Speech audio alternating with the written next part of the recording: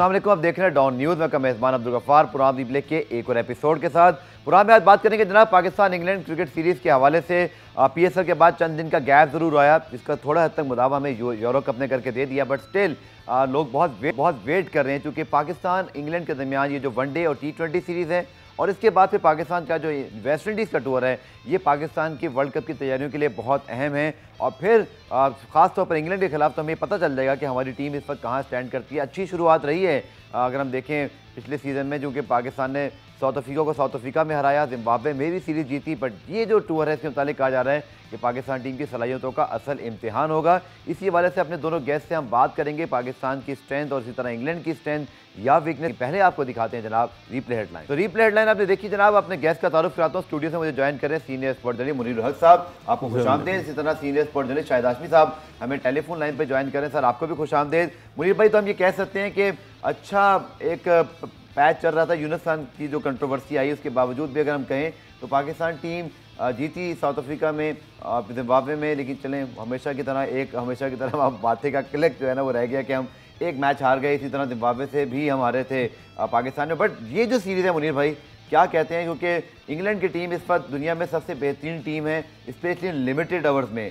सो मेरे ख्याल में पाकिस्तान टीम की जितनी आजमाइश इस टूर में हो जाएगी बिफोर वर्ल्ड कप, शायद अच्छा भी है।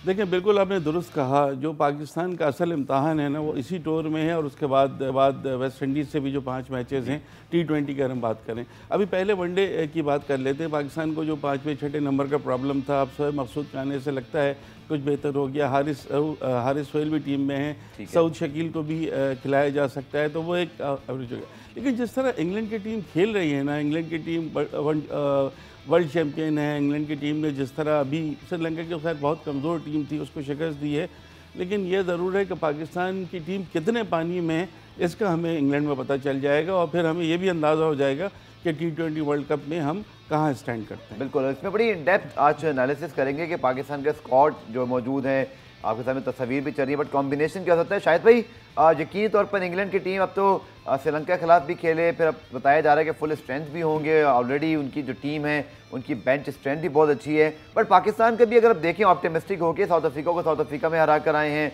जिम्बाब्वे से भी जीते। फिर अगर हम देखें तो हसन अली बड़ी फॉर्म में है।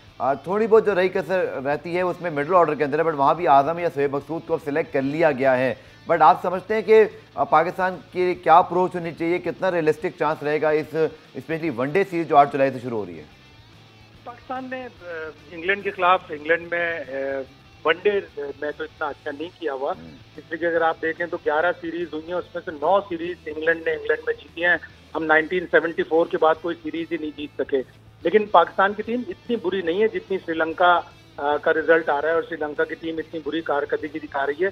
हाँ, हमें मिडिल ऑर्डर का प्रॉब्लम है, और जिस तरह अभी खबरें आ रही हैं कि शोएब मकसूद को चांस ना दिए जाने का फैसला किया है वनडे में, मुझे तो इसके ऊपर बड़ी मायूसी हुई है। एक बैट्समैन अगर फॉर्म में है और वो रन्स बना रहा है, उसने ना सिर्फ T20 नेशनल कप में 393 बनाए थे, 450 के ऊपर उसने पाकिस्तान कप में जो वनडे टूर्नामेंट होता है उसमें बनाए हैं, 2 उसमें 100 के, उसमें उसका स्ट्राइक रेट अच्छा है। तो why not give a chance to a player who is in tremendous form.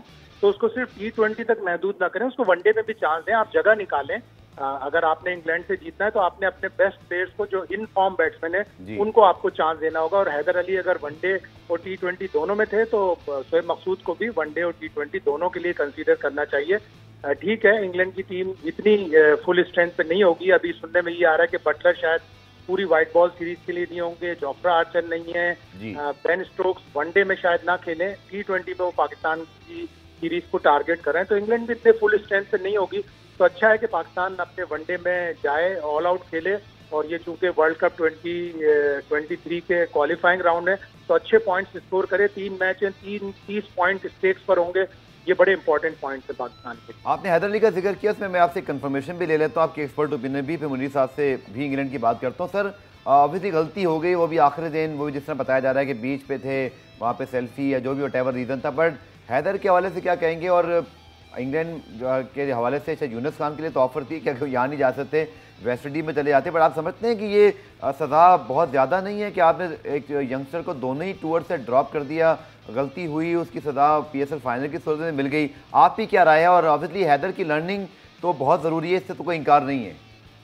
देखिए गफार, हमारे नौजवान प्लेयर्स आते हैं, उनको रियलाइज करना चाहिए। टीम मैनेजमेंट उनको लेक्चर्स भी देती है, उनको गाहे बगाहे बताती भी रहती है, लेकिन फिर एंड में उस इंडिविजुअल की गलती होती है। थोड़ा सा आपको शायद बुरा लगे, मेरे हिसाब से पेशावर ज़ल्मी की मैनेजमेंट का भी इसमें कसूर है कि दो प्लेयर कैसे बायो बबल के ब्रीच करने में ब्रीच कर गए और उसकी वजह से उन्हें सजा मिली। अभी जो श्रीलंका के 3 खिलाड़ी हैं, उनको 1 से 2 साल का बैन लगाने की बातें हो रही हैं। 1 से 2 साल, इसलिए कि जो इम्प्लीकेशन होती है उस बायोसिक्योर बबल को ब्रीच करने की, कि वो पूरी सीरीज डिस्टर्ब कर सकती है। मैच रेफरी को हुआ श्रीलंका वाली सीरीज में, उसके बाद ये 3 खिलाड़ी बायोसिक्योर बबल की ब्रीच कर गए और इन तीनों को वापस भेज दिया। और अब श्रीलंकन क्रिकेट 1 से 2 साल की पाबंदी लगाने की सोच रही है, इसलिए कि इसका इम्पैक्ट बहुत बड़ा होता है, इसका लॉस बहुत बड़ा होता है। हैदर अली और उमैद आसिफ अगर अपने खिलाड़ियों से मिले होंगे और वो खिलाड़ी दूसरे खिलाड़ियों से मिले होंगे तो पूरे पीएसएल को खतरा हो सकता था।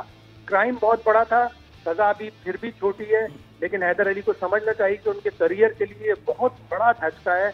उन्हें अगर आगे जाना है तो अपनी ऑन फील्ड और ऑफ फील्ड दोनों जिम्मेदारियों को निभाना हो। बिल्कुल ठीक आपने कहा। और शोएब मकसूद के हवाले से शायद भी जो आपने बात की, मुनीर भाई के ओपिनियन लेता हूँ, फिर वापस आपके पास में आता हूँ। अब शोएब मकसूद जिस तरह की फॉर्म में है सर, ठीक है, सऊद शकील हैं, हारिस सोहेल का अप एंड डाउन हम सबको पता है कि वो कभी कभी क्रिकेटिंग रीज़न होता है, कभी कभी नॉन क्रिकेटिंग रीज़न भी हो जाता है, बट स्टिल अब वो टीम में मौजूद हैं। अब ये टूर से पहले ये चीज़ सामने आ गई कि शोएब मकसूद नहीं खेलेंगे, उनको वेट भी करना पड़ेगा T20 सीरीज़ का। आपकी क्या राय है? शायद साहब बिल्कुल मैं उनसे एग्री करता हूँ कि it's a very disappointing news, क्योंकि आप ऐसे प्लेयर को जो आपकी टीम में जो कमी है ना सर, उसको पूरा कर सकता है, स्पेशली जो हफीज़ फॉर्म में नहीं है। सऊद शकील पे भी प्रेशर होगा, हारिस सोहेल पे भी प्रेशर होगा, बट शोएब तो बड़ा अच्छा खेल कर आए हैं, कॉन्फिडेंस उनका स्काई हाई है। आपको लगता है कि उनको मौका मिलना चाहिए था इधर? 100% मौका मिलना चाहिए। मैं बिल्कुल मुत्तफ़िक़ हूँ शाहिद की राय से भी और आपकी राय से भी। देखिए नेशनल T20 और पाकिस्तान वनडे कप, वहाँ से उनकी फॉर्म लगी हुई है और फिर जो एक्स्ट्राऑर्डिनरी फॉर्म उन्होंने दिखाई है कि 4 न्यू सेंचुरियाँ बनाई, मैन ऑफ द मैच और शानदार इनिंग्स खेलते हुए शोएब मकसूद, इस वक्त तो ये टीम मैनेजमेंट कैसे फैसला कर रही है? उनको अगर आप लेके गए हैं और वो खेल सकते हैं तो इस उनसे अच्छा फॉर्म में तो इस वक्त कोई प्लेयर है नहीं। आपके पास रिजवान अच्छी फॉर्म में नज़र आते हैं, बाबर, उसके बाद एक शोएब मकसूद, और शोएब मकसूद के लिए जिस नंबर पे आपको मुश्किल हो रही है उस नंबर पे खेलने के लिए तैयार है, 5th या 6th आप उनको खिलाएं बेहतरीन। ये कैसा डिसीजन है? हारिस सोहेल बहुत अरसे से टीम के साथ नहीं है, सऊद शकील ने अभी तक अपना इंटरनेशनल डेब्यू नहीं किया, प्रेशर होता है ज़ाहिर है डेब्यू करना। तो ये तो पहले खेल चुके हैं, बेशक 5 साल के बाद टीम में आ रहे हैं, लेकिन जिस तरह की उनकी फॉर्म है, जिस तरह उन्होंने प्रूव किया, जितना प्रेशर में इतनी अच्छी इनिंग्स उन्होंने खेली है, तो उनको वनडे में ना लेना मैं समझता हूँ कि ये बहुत ही ना तस्लीम करने वाला फैसला है। ये कैसे हो रहा है, ये क्यों हुआ, ये बात मुझे बिल्कुल भी अकल तस्लीम नहीं करती। ठीक है, अब एक बात करते हैं सर शाहिद भाई, स्पेशली जो T20 टीम में जब ज़ाहिर बात है जब सीरीज़ शुरू होगी, डिवाइडेड हैं पाकिस्तान के फैंस भी और टीम मैनेजमेंट ने मौका दिया रिजवान को, बाबर को, आउटस्टैंडिंग परफॉर्मेंसेज हैं, बट फिर शर्जील और फ़खर मौजूद हैं स्क्वाड के अंदर भी। अब तो सोहेब भी आ गए हैं, हफीज़ हैं, कुछ ऑप्शन बढ़ाए हैं आपने, अच्छी बात है, आज़म खान भी मौजूद हैं। बट ये जो राय है जो लोग जो इस बारे में बहस कर रहे हैं, आपकी शायद भी क्या राय है कि परफॉर्मेंस बहुत अच्छी है रिजवान की, बाबर की, बट लोग फिर भी ये कहते हैं कि शर्जील फ़खर की यूटिलाइजेशन शायद टॉप ऑर्डर पे ही ज़्यादा जो है वो की जा सकती है। आपकी क्या राय है? और स्पेशली वर्ल्ड T20 को अगर हम मद्देनजर रखते हुए क्या हमें ये बिल्कुल लॉक कर देना चाहिए या अब हम कुछ एक्सपेरिमेंट कर सकते हैं? देखो, अब यही 2 सीरीज हैं आपकी, 3 T20 इंग्लैंड में और 5 T20 वेस्ट इंडीज में। उसके बाद आपने 3 T20 न्यूजीलैंड से और 2 T20 इंग्लैंड से खेलने हैं वर्ल्ड कप से पहले। तो आपको उन 5 में तो आपको उन्हीं 11 के साथ जाना चाहिए जो आपके वर्ल्ड कप के होंगे। अभी आप जो भी एक्सपेरिमेंटेशन है आप कर लें, लेकिन मेरे हिसाब से बाबर आजम के साथ या रिजवान के साथ शर्जील को ओपन करना चाहिए। एक आदमी अगर इन तीनों में से 1 डाउन खेल लेगा तो उसमें कोई कबात।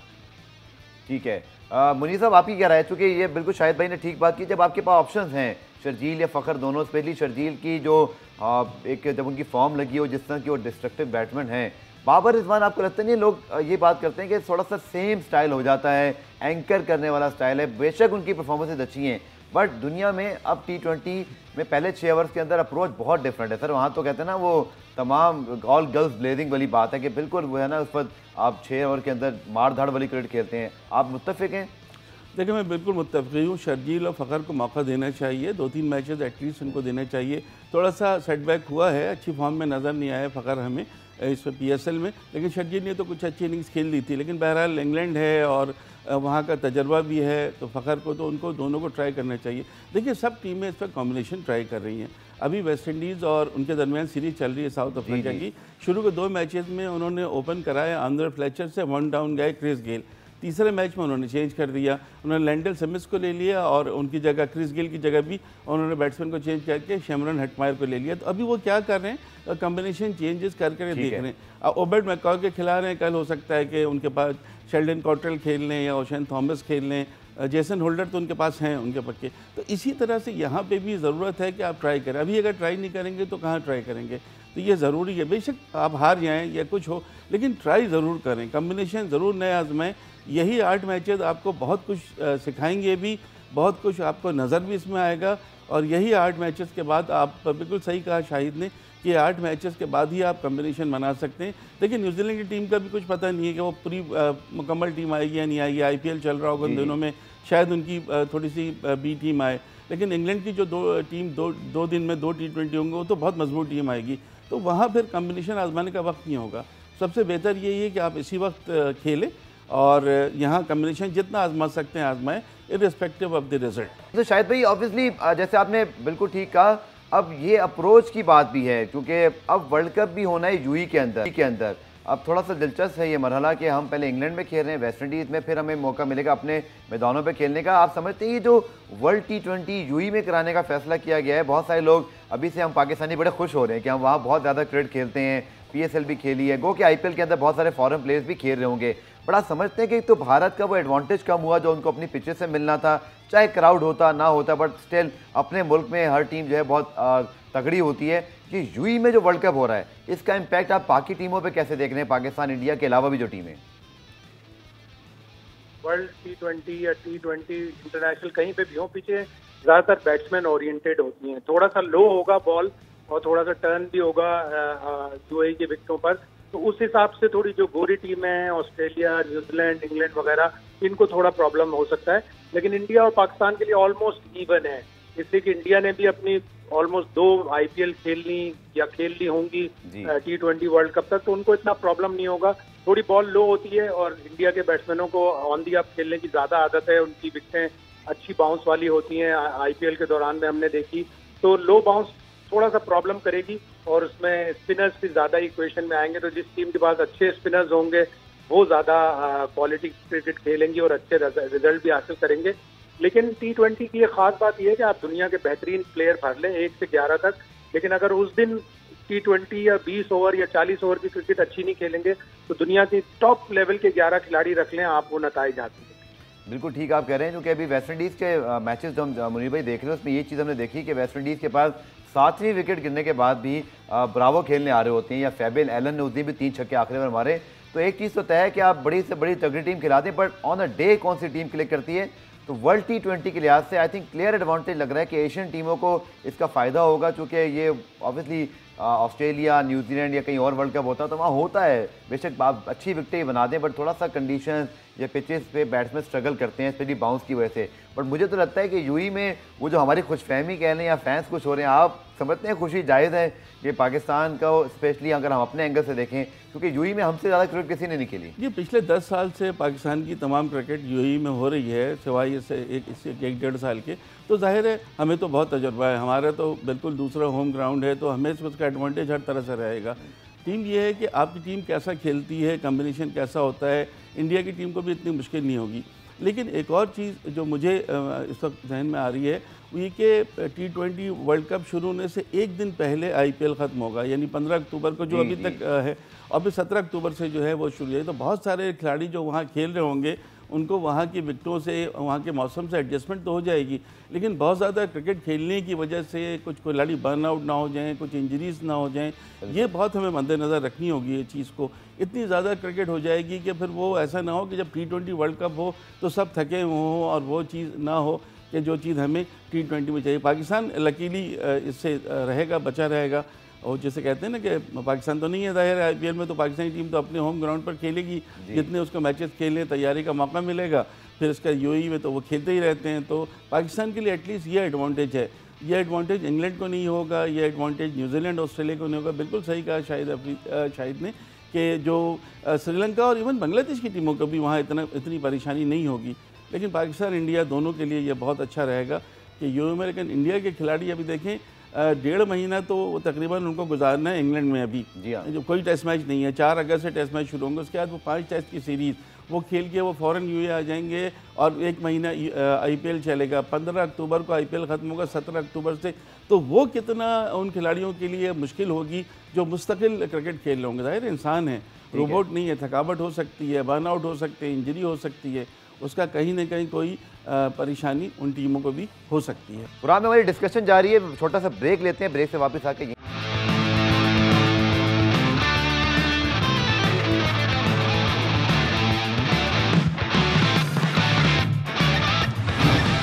पुराना रिप्ले में खुशामदेद बात करते हैं उसी टॉपिक पे जो हम बात करें, यानी कि पाकिस्तान इंग्लैंड टूर पर। वर्ल्ड T20 की शायद भी अगर हम देखें तो सारी सूरत में लॉटरी तो निकली है जनाब ओमान की। बेशक क्वालिफायर ही सही, वो वर्ल्ड कप के मैचेस हैं और उसमें ऑब्वियसली कुछ टेस्ट प्लेइंग नेशन भी खेल रहे होंगे। आपने बिल्कुल सही पॉइंट आउट किया मुनीर भाई कि जो प्लेयर्स का बर्न आउट है, बट शायद भी जो पिचेज़ हैं UAE की, वहाँ पर मुसलसल क्रिकेट हो रही होगी और उसके बाद तकरीबन 1 हफ्ते भी नहीं होगा जो मेन राउंड है वर्ल्ड कप का शुरू होगा। ठीक है, प्लानिंग करने की कोशिश की गई है और इसी वजह से मुंतज़मीन इसको लेकर जा रहे हैं ओमान में और शायद एक आध वेन्यू को उसी तरह आगे रखा जाएगा। शेड्यूल तो अभी नहीं आया, बट आप समझते हैं कि पिचेस की क्वालिटी या जो एक T20 में ज़्यादा रन्स चाहिए होते हैं, PSL में भी हमें कहीं रन्स बनते दिखाई दिए, कहीं कम बने, बट पिचेस पे आपकी क्या राय रहेगी कि इस IPL के बाद वर्ल्ड कप के लिए ऐसा तो नहीं कि पिचेस कहीं कॉम्प्रोमाइज़ हो रही हूँ? देखना पड़ेगा ICC को भी और इन तीनों वेन्यूज के जो भी ऑर्गेनाइजर हैं उनको देखना पड़ेगा कि किस तरह पिचेस को मैनेज करना है। गो के पहले 12 मैच जो फर्स्ट राउंड के होंगे वर्ल्ड T20 वर्ल्ड कप के, वो ओमान में होंगे और ओमान में भी state of the art ground उन्होंने बना दिया है। वो जो टावर हैं उनको चेंज करके बेहतरीन कर रहे हैं और वहाँ पे जो एशियन क्रिकेट काउंसिल के वाइस चेयरमैन है कृष्णा भीमजी, वो बड़ा अच्छा काम कर रहे हैं और उन्होंने काम किया है, तो वो इंटरनेशनल स्टैंडर्ड का ग्राउंड तैयार है। फर्स्ट राउंड के मैचेस वहाँ होंगे, लेकिन उसके बावजूद 31 मैचेस IPL के और 34 मैचेस बाकी जो सुपर 12 और सेमीफाइनल और फाइनल मिला के, तो ये अच्छे खासे मैचेस हैं। 31 और 33 तो 74 मैचेस हैं टोटल जो UAE में होंगे IPL और वर्ल्ड कप सुपर 12 के और सेमीफाइनल फाइनल मिला के, तो अच्छे खासे मैचेस हैं। अभी ICC को देखना होगा कि किस तरह वो पिचेस को मैनेज करें।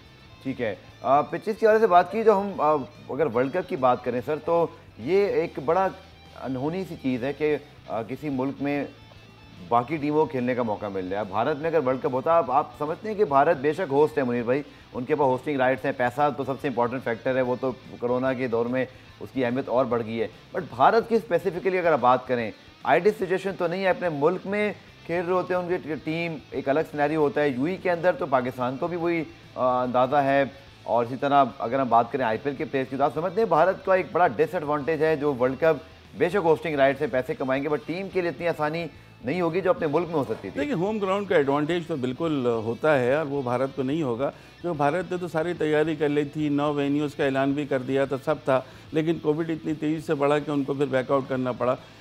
परेशानी ज़रूर होगी, लेकिन फिर भी as compare to other countries other than Pakistan Bharat को इतना मुश्किल नहीं होनी चाहिए। लेकिन वही है, क्योंकि ज़ाहिर है 1 महीना तो IPL वहाँ खेलेंगे, तो वहाँ की विकेटों से मांगी एडजस्ट कर लेंगे मौसम में।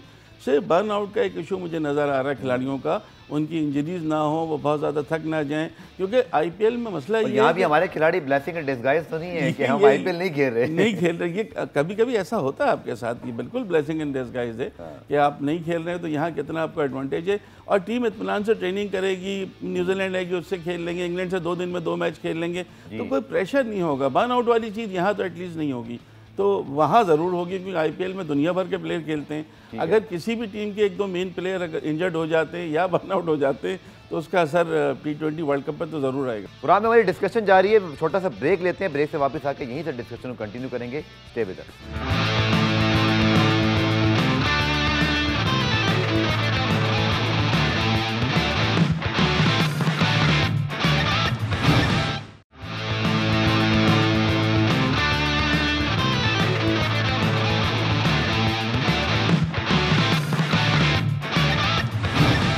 पुरान रिप्ले में खुशामदेद। बात करते हैं उसी टॉपिक पे जो हम बात करें, यानी कि पाकिस्तान इंग्लैंड टूर पर। वर्ल्ड T20 की शायद भी बात करें, पाकिस्तान टीम पे हमने बैटिंग की तो बात की, वह बॉलिंग भी एक ऐसा शोबा है जहां हसन अली की ऑब्वियसली जो फॉर्म में वापसी है, फिर चैंपियन फास्ट बॉलर हैं, शाहीन को उसकी वजह से कवर मिल रहा है, बट अब स्पिन डिपार्टमेंट में बहुत ज़्यादा कॉम्पिटिशन है। शादाब भी हैं, आपके पास इमाद हैं, अब तो उस्मान कादिर की परफॉर्मेंसेज अच्छी हैं। तो बॉलिंग जो डिपार्टमेंट है शायद भाई, इस इंग्लैंड सीरीज़ में भी पहले आप इसको कैसे देखते हैं, और दूसरा डू यू थिंक कि हमारी बॉलिंग में कैपेबिलिटीज़ हैं, इतना एक्सपीरियंस है कि हम वर्ल्ड कप में बड़ी टीमों को जाके फाइट करेंगे? देखो, हमारी जो बॉलिंग है, हमें हमारी T20 की हिस्ट्री है कि हमारी बॉलिंग ही हमें T20 मैचेस जितवाती है। और जितने भी बड़े क्रिकेटर्स हैं वो यही कहते हैं कि जो बॉलिंग होती है वो टूर्नामेंट जितवाती है, बैटिंग मैचेस जितवाती है, बॉलिंग टूर्नामेंट जितवाती है। तो हमारी बॉलिंग तो बहुत अच्छी है और हमारे पास स्पिन के जो अच्छे ऑप्शंस हैं वो हमें एज देते हैं दूसरी टीमों के ऊपर। लेकिन असल चीज़ है कि बैट्समैन जब बोर्ड पे रन सजाएंगे तो बॉलिंग इफेक्टिव होगी। जब बॉलिंग को इतने रन ही नहीं मिलेंगे तो फिर बॉलिंग क्या करेगी। और इसका हमने देखा एक दो दफ़ा, जो हम T20 हारे जिम्बाब्वे से, साउथ अफ्रीका से, तो उसमें यही रहा कि हमारी बैटिंग ने इतने रन नहीं किए। जब बैटिंग रन करेगी तो हमारी बॉलिंग इतनी अच्छी है कि 140 पे हमारी बॉलिंग जो है फाइट देगी किसी भी टीम को। तो सर, अभी जो हमारे पास ऑप्शन हैं, स्पेशली अगर हारिस की हम बात करें या अगर हम देखें, वसीम जूनियर ने अच्छी परफॉर्मेंस दी है, गो के हसन अली, शाहीन शाह सीरीज तो ऑब्वियसली फर्स्ट चॉइस होंगे। तो आप समझते हैं कि ये जो सीरीज़ है इसमें टीम मैनेजमेंट की क्या अप्रोच होनी चाहिए, क्योंकि जैसे आपने भी फरमाया कि ये आपके पास वो 8 मैचेस हैं जहां आप अपने सारे प्लान्स को ट्राई आउट करके फिर लॉक्ड भी कर लें। लेकिन हमारे यहाँ अनफॉर्चुनेटली ये होता है कि एक प्ले को चांस मिलता है, फिर अचानक से उसको नहीं मिलता, कुछ को मिल जाता है। आपके ख्याल में अप्रोच बॉलिंग के हवाले से क्या हो, चूँकि बैटिंग में तो चले यूनुस खान नहीं है, बट बॉलिंग में वो वकार यूनुस मौजूद हैं, एक्सपीरियंस है। इन फास्ट बॉलर ने भी PSL में अच्छी परफॉर्मेंसेज भी दी हैं, स्पेशली वसीम जूनियर बड़े हमें ब्राइट फ्यूचर दिखाई दे रहे हैं। अरशद इकबाल ऑब्वियसली कराची किंग्स के लिए अच्छा करते आए हैं। क्या राय है सर आपकी कि इन 8 मैचेस के अंदर हमारी बॉलिंग की प्लानिंग क्या होनी चाहिए और हम किस तरह इसको एक वर्ल्ड क्लास जो है ना बॉलिंग डिस्प्ले में इसको कन्वर्ट कर सकते हैं? देखो, T20 में पूरी दुनिया वाले जो हैं, जितनी भी टीमें, ज़्यादातर बॉलिंग के ऊपर इंफेसिस रखते हैं अपना कि हमें बॉलिंग मैच जितवाएगी। और बैटिंग जब भी कोई टीम का बैटिंग का स्कोर अच्छा होता है तो उनकी बॉलिंग फिर उन्हें मैच जितवाती है। और पाकिस्तान के साथ खुसूसन ये है कि पाकिस्तान वो टीम है जिसने T20 इंटरनेशनल में सबसे ज़्यादा ओपोनेंट्स को बॉल आउट किया है, यानी सारी 10 की 10 विकेटें ली हैं। हमारे पास अच्छे खासे ऑप्शन है, लेकिन हमें थोड़ा सा देखना पड़ेगा कि कहीं हम मोहम्मद वसीम जूनियर को जल्दी चांस तो नहीं दे रहे। T20 वर्ल्ड कप बड़ा टूर्नामेंट होगा, कहीं उसमें वो पैनिक ना कर जाए। तो अभी हमें थोड़ा सा इन 8 मैचों में हमें अपनी कॉम्बिनेशन बनानी होगी। हारिस रऊफ साउथ अफ्रीका में वनडे सीरीज के बेस्ट बॉलर थे, सबसे ज्यादा उन्होंने विकेटें ली थी, लेकिन PSL में हमने देखा कि डेथ ओवर्स में वो काफी पिटे। बल्कि लाहौर ने जो आखिरी 2 मैचेस हारे वो हारिस रऊफ की एक्सपेंसिव बॉलिंग की वजह से हारे। हालांकि वो एग्रेसिव बॉलर है, विकेट टेकिंग बॉलर है, उसको सही से यूटिलाइज करना कि अगर हमारा डेथ में हसन अली अच्छा है, हमारा डेथ में शाहीन शाह अफरीदी अच्छा है, हमारा डेथ में फहीम अशरफ अच्छा है, तो हम उनको ज्यादा यूटिलाइज करें और हारिस रऊफ से अर्ली और मिडिल ओवर्स करवा लें। देखिए, वो विकेट टेकिंग बॉलर है, विकेट तो आपको लेके देगा, लेकिन अगर वो उसको डेथ ओवर्स में दिए और वो पिट गया तो उसका कॉन्फिडेंस भी लो होगा और फिर वो टीम को मैच के शिकस्त का बाइस भी बनेगा। तो हमें थोड़े अपने बॉलिंग ऑप्शंस को प्रॉपरली यूटिलाइज करने की जरूरत हो। शायद भी मिसबा ने बात की थी अभी कि जो हमारे प्लेयर्स हैं जिनकी फॉर्म PSL में अच्छी नहीं थी, बट उन्होंने कहा कि इंटरनेशनल क्रिकेट एक बिल्कुल डिफरेंट प्लेटफॉर्म है। बट अनफॉर्चुनेटली ज़्यादातर प्लेयर हफीज़ हों या हम हारिस की बात करें या इसी तरह अगर हम बात कर लें हैदर अली तो चले टीम में नहीं है, सेफ अच्छी फॉर्म लेकर आजम खान भी स्ट्रगल कर रहे थे। डू यू थिंक कि ये जो प्लेयर्स हैं इंग्लैंड में जब वनडे और T20 सीरीज़ में इनको मौका मिल रहा होगा तो PSL की जो फॉर्म है या थोड़ा कॉन्फिडेंस है ये इसको दूर कर पाएंगे? क्योंकि है तो डिफरेंट सिनेरियो, इंटरनेशनल क्रिकेट एक अलग आपको मोटिवेशन होती है जब मुल्क से आप खेल रहे होते हैं। आपकी क्या राय है कि रिकवरी हो जाएगी? होनी चाहिए, अच्छी फॉर्म को कैरी ऑन करना चाहिए, लेकिन ये जरूरी नहीं होता कि आप आज अच्छे फॉर्म में तो परसों भी आप अच्छे फॉर्म में होंगे। हमेशा ये चीजें चेंज होती रहती हैं। हर प्लेयर की अपनी एबिलिटी होती है, वो अपनी एबिलिटी कभी भी लूज नहीं करता। हाँ, अपनी एबिलिटी में कॉन्फिडेंस लूज कर देता है, जिसकी वजह से वो फिर अपना अच्छा फॉर्म भी खो देता है। तो वो फॉर्म को कंटिन्यू करने की कोशिश करें। आजम एक अच्छा प्लेयर है, उसको अब चांस दिया है। उसने गो के इतना अच्छा नहीं किया, 174 गालिबन रन बनाए 10 मैचों में PSL के, जो इतना अच्छा उसके हिसाब से जो उससे उम्मीदें की जा रही थी। लेकिन पिछले 2-1 साल में हमें कोई भी अच्छा बैट्समैन नहीं मिला। इस PSL में भी आप पूरा PSL उठा के देख लें, कौन चमका? रिजवान चमके। कौन चमका? बाबर आजम चमके। कौन चमका? शोएब मकसूद चमके, जो कि पुराने एस्टेब्लिश प्लेयर्स हैं। हमें कोई भी ऐसा यंगस्टर, आउटस्टैंडिंग यंगस्टर नहीं मिला। लेकिन हमें बॉलिंग में आउटस्टैंडिंग यंगस्टर्स मिल रहे हैं, तो हमें अपने पीएसएल को भी थोड़ा सा रीशफल करके थोड़ी सी स्ट्रेटेजी चेंज करनी पड़ेगी कि पीएसएल की फ्रेंचाइज को ये कहें कि आप एक मैच अपने इमर्जिंग प्लेयर बॉलर को खिलाएं, एक मैच अपने इमर्जिंग बैट्समैन को खिलाएं। कम से कम हमें बैट्समैन तो मिले ना। हमें हर पीएसएल से अगर 3 बैट्समैन नहीं मिल रहे तो इसका मतलब है हम नाकाम हो रहे हैं उस स्ट्रेटेजी में कि यंग बैट्समैन को फाइंड करने की स्ट्रेटेजी में हम नाकाम। ठीक है, शायद भी आपका बहुत बहुत शुक्रिया।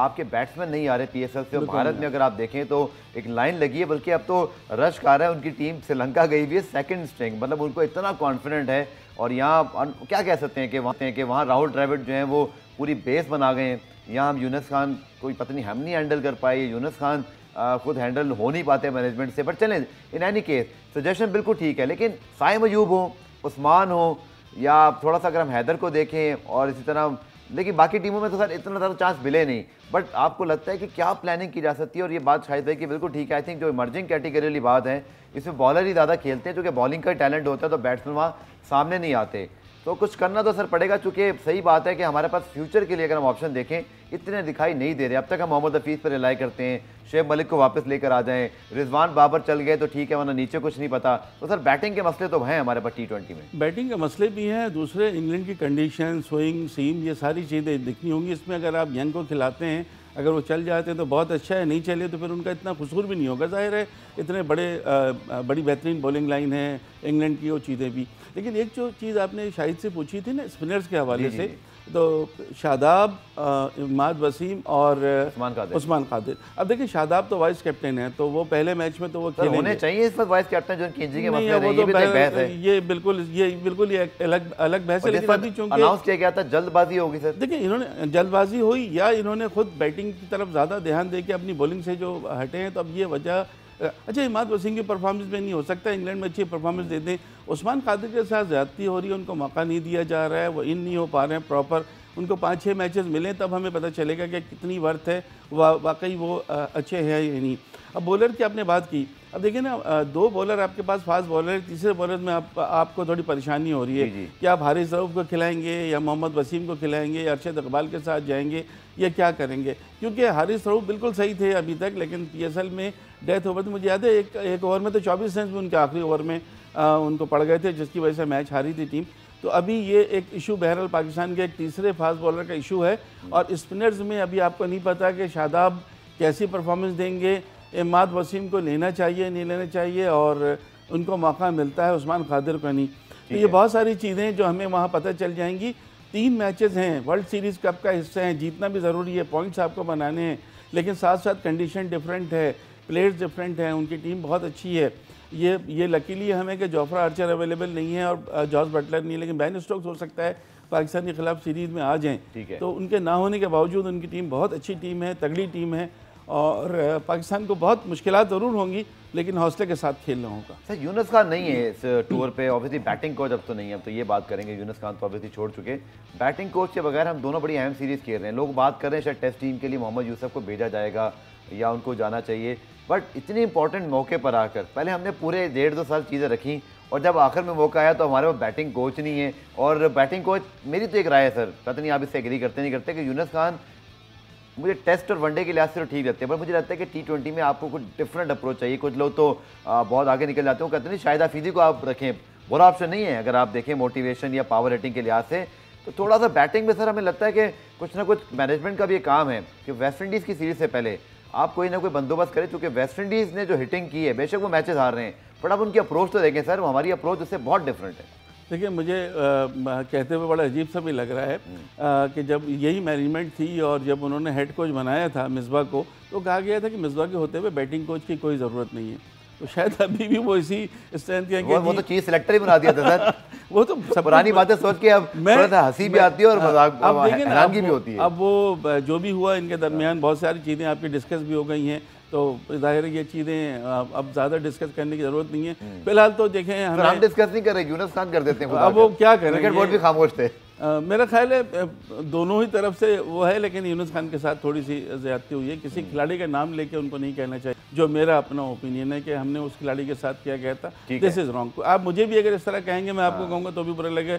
यूनुस खान तो फिर पाकिस्तान के सबसे ज़्यादा रन, सबसे ज़्यादा सेंचुरियाँ बनाने वाले बैट्समैन हैं, तो ये चीज़ थोड़ा सा मुझे इस पर थोड़े तहफ़्फ़ुज़ात हैं। नहीं, बिल्कुल आपने ठीक कहा। आई थिंक यूनुस खान का रहना अगर पाकिस्तान क्रिकेट के साथ मफाद में है तो फिर क्रिकेट बोर्ड को ही ये चाहिए कि वो ऐसा एनवायरनमेंट क्रिएट करें कि बड़े प्लेयर उनके साथ रहें। मुनीर साहब, बहुत बहुत शुक्रिया। प्रोग्राम में बड़ी तफसीली आपसे और शायद आजमी साहब से बात हुई। उम्मीद है आपको टॉपिक पसंद आया होगा। जाते जाते जनाब आपको दिखाते हैं यूरो कप के हवाले से रिपोर्ट।